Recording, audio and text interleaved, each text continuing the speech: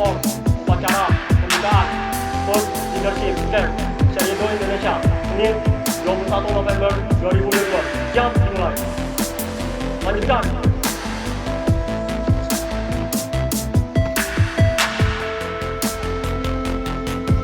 Hadirin dimohon berdiri.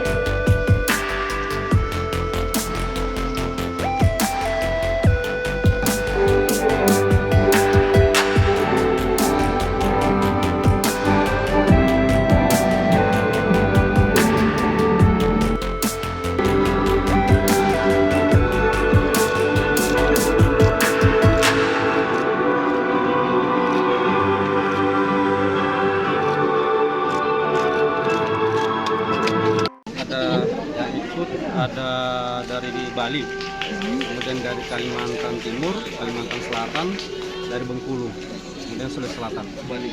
Ada berapa Pak totalnya? Total peserta? Total 700. Peserta. Memang ini rutin dilakukan atau belum? Ini pertama kalinya untuk Setidu bekerjasama dengan Pramuka mengadakan kema level nasional. Jadi memang kita mengundang dari semua provinsi.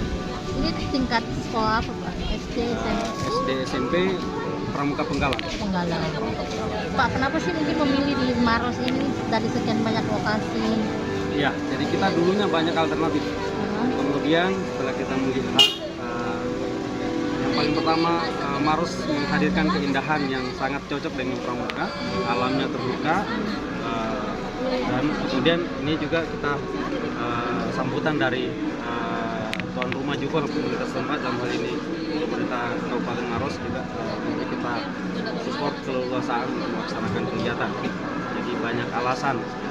Saya kira memang karena ini adalah satu destinasi wisata yang sangat menarik untuk Indonesia, kita menjadikan tempat ini sebagai pilihan. Rangkaian kegiatannya selama kurang lebih seminggu apa Pak? Yang pertama skating skill, ya kan? Nah, itu tentunya di upacara pembuka ini kita menghadiri pihak-pihak yang kemudian berpartisipasi aktif dalam kegiatan ini. Ada skating skillnya, kemudian expo, kemudian kunjungan wisata, jadi wisata, ya. Jadi kita sampai termasuk terakhir kita tutup dengan konser amal kemanusiaan. Menampilkan siapa itu Pak? Menampilkan Sunu, Mata Band, dan Ebit. Itu hari apa? Malam Sabtu, hari Jumat malam Sabtu.